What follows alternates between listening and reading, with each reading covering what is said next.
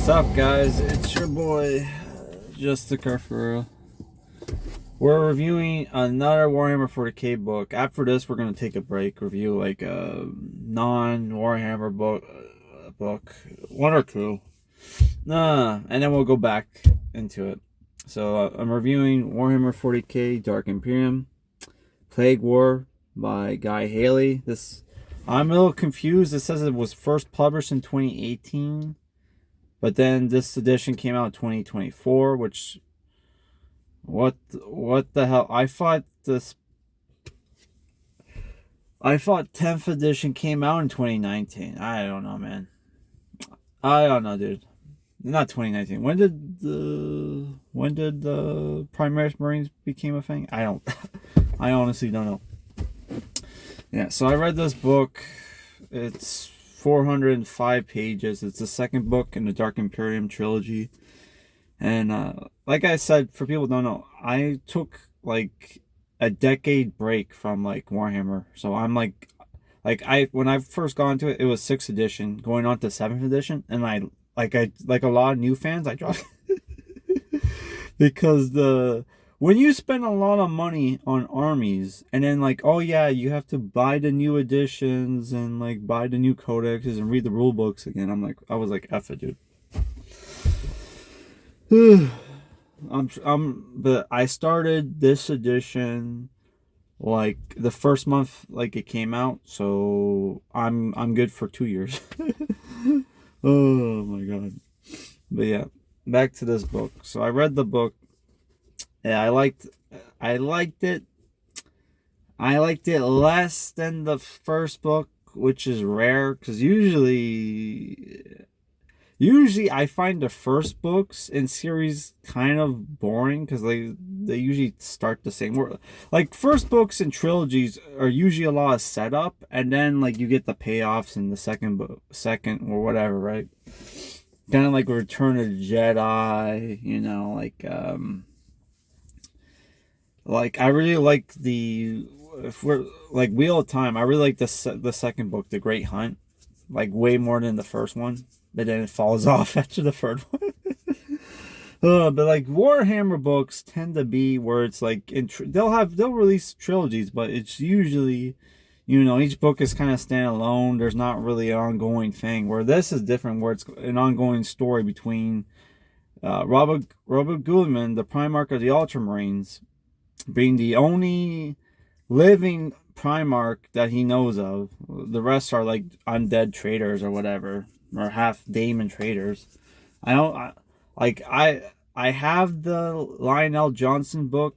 I don't know when that fucking takes place. I don't know if that takes place after all this shit happens or before, or like it's the thing where like because the Dark Angels are secret, if they're keeping the fact that, hey, Lionel Johnson is back like secret or whatever. Yeah, which there's rumors that they're bringing back Lehman Russ, which I hope that's true, just so like they'll fucking republish the like Space Wolf omnibuses, but I doubt that they would, because did they republish the man? There are a lot of people in this park. Did they republish the Ultramarines omnibus? No. Which the first one was great. I haven't read the second one. If there's a third one, I don't know. But yeah, by Graham McNeil. Yeah, this book, it's a continuation of this story where it's like where you follow like 3 characters. Robert Guilliman, you barely get his point of view in the book. Frater Matthew, at some points. The Militant Apostolic, which people hate for some reason. I mean, I can see why people hate him. You get Drustus, I think, who's like, I'm just gonna call him Imperial Guard. Fuck these new terms. Imperial Guard, like sergeant or whatever he was, or corporal. I forget what his rank was. And you have Justinian, the Ultramarine, the Primaris Ultramarine from the first book, who was what's it called, Inceptor, which are basically assault marines but with like dual machine guns instead of like having like a pistol and a chainsword. Who he was forced to become a Nova Marine in this book, and you have an arc with him like trying not getting along with his Nova Marines brothers. Only for it kind of not to matter, because like he, spoiler, almost dies and then realize, oh yeah, how stupid it was. Because he was talking to like one of his new Primaris brothers in the Nova Marines, and he's like, man, how do you find it hard to, get along with the Nova Marines, because they're not technically Ultramarines, and they're not Primaris? And he's like, duty's more important than like this bullshit. Oh my god. Sorry, I'm moving the phone. Yeah, so that whole arc was fucking stupid. There were some scenes with the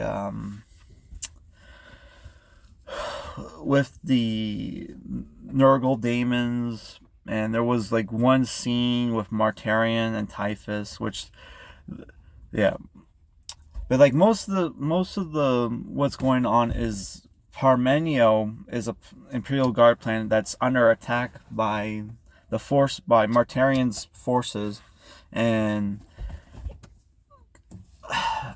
Robo Guilliman is heading there to confront Martarian. While that's supposed to be going on, he orders the mobile space fortress Gallatin, which belongs to the Nova Marines, which is a successor chapter of the Ultramarines, obviously. Which is where we get Justinian's point of view.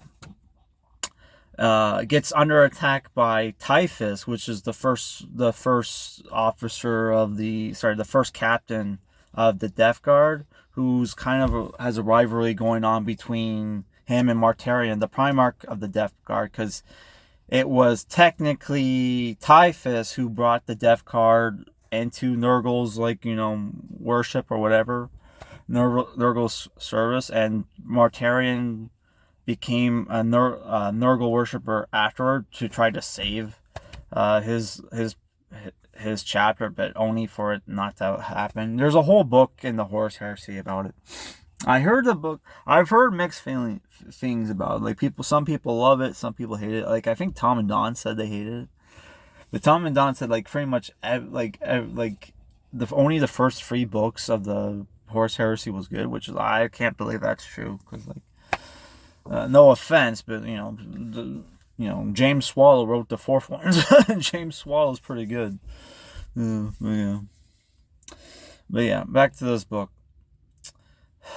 And there's Sisters of Battle. There's some great scenes with the sister, and some woke scenes with the Sister of Battle. It's like women can fight as well as men can. Keep in mind, the Sisters of Battle are augmented humans. Like they're pretty much Space Marines without gene seeds. So it's like, what the fuck? So fucking stupid. That's the problem with these. Like Aaron, I don't know if all the Aaron Dominus books are like this, because I've only read like the Dark Imperium books so far, but like holy fuck, man, like it feels like they wrote these books because they hate how right wing their fans are. So, and lefties do like Warhammer 40k too. I don't know why, but they do. And like, well, they seem to like more like the fucking Chaos and the Xenos races, but it's like, it seems like, oh yeah, they're trying to make the Imperium more liberal, or at least more atheistic, to appeal to like the fucking leftoids or whatever, to the point where the book starts off with Frater Matthew like by himself, like writing like a history book of what the events that's going on, and he gets interrupted by this atheist rogue trader who works for who works for Robert Goodman as like a Seekers of Truth or whatever, because he founded this order of like scholars to try to find the true history of the Imperium, because he finds like a lot of it's bullshit. But it turns out like it's a point where like, you know, they're having there's this cringe like atheistic debate, like religion debate between like Frater Matthew and the rogue trader bitch, who's like, you know, you people like you tried to have me burn at the stake for not believing in the God Emperor. And he just wants nothing to do with it, because it's like, dude, like he knows the God Emperor's real. because like, one, like everybody in the first book had to have basically sealed battle suits when they find the Death Guard, so their plagues and viruses don't instantly kill them. And Frater Matthews is walking around with no suit, no armor, like having no problem like killing demons or soldiers or whatever. And even like, what the fuck, like Robert Goodman at the end of the last book was like shocked multiple times, like, this guy's still fucking alive? I'm like, how? It's called By the Emperor's Faith, motherfucker, which there's a saint in this book. A whole fucking thing about there's a saint, the God Emperor is possessing this girl and using his powers to fucking turn the battle on this planet, only for like fucking, you know, there's some only for Robert Gilliman doesn't trust the saint, even though you had the Sisters of Battle put her to the test to make sure she's not actually a psyker, that she is being possessed by the God Emperor. And yeah, there's a whole fucking thing there, which, why the fuck doesn't, sometimes you have to ask yourself, why doesn't the fucking God Emperor just tell, instead of giving visions to like the faithful, why doesn't he give visions to his son and tell him, hey, I'm possessing this bitch, it's really me? But there's the thing where like, the more faith you have, the more powerful the God, like, you know, warp psyker beings are, and that's technically what the Emperor is. That's why the demons are so strong.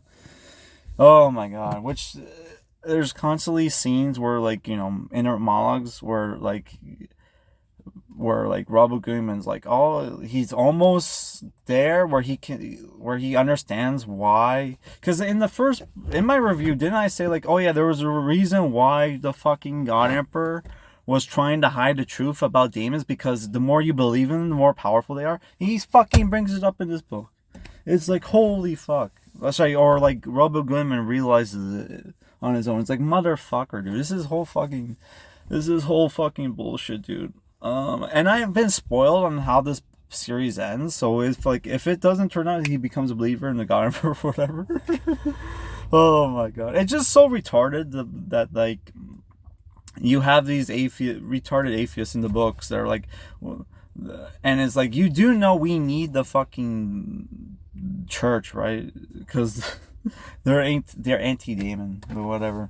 The best part, the book, I'll just get into it. The book, I don't want the review to be like 20 minutes long like last time, but the book, it starts off very fucking slow, very kind of boring, gets better when Gallatin gets attacked and you have the whole siege there, because people start dropping like flies, and yeah, characters start dropping like flies, only they're not actually, some of them are not actually dead. There's some cool scenes with the Imperial Knights where you get to see Titan battles, which is fucking awesome. But at the same time, it's like, I don't know what a lot of the Titans look like. And, you know, I don't want to, and like a lot of the time when I'm reading this book, I'm reading it at work, so I don't want to, like, I'm on a time limit, so it's like, yeah, I don't want to stop. I'm trying to read at least 10 pages on my break. I don't want to stop to look up what kind of what the giant robot looks like. And also, there's a problem in the book where they don't fucking remind you what characters look like. Especially the demons and shit. I'm like, what the fuck? Oh my god, that pissed me off. And there's also a thing where these books, we established that these books are basically toy commercials, right? But the books are also like, you have this like Marvel universe kind of like, you know, like shared universe kind of thing going on.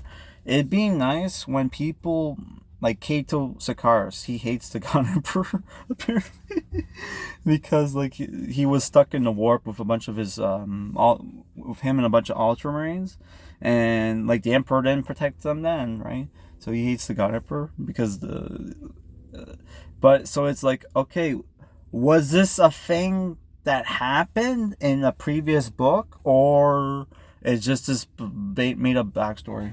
Because also, they mentioned the chapter master. There's a cool duel between Typhus and the chapter master Devarro of the Nova Marines, and I wanted to look up to see who, like, what this guy looked like, and I couldn't find him. So I think, oh, like, I don't know how much of the Nova Marines lore in this book is correct, or they just made up for the book. I honestly don't know, because I looked up chapter master Devarro and I couldn't find him. So that knowing fucking me. So they honestly should have an editor in this book to be like, okay, this what he's referring to was from this book, read this book, or whatever. They should have had remind you what fucking characters look like. I thought some of the action scenes were kind of hard to follow. Like I said, there was the cringe, like, atheistic debate.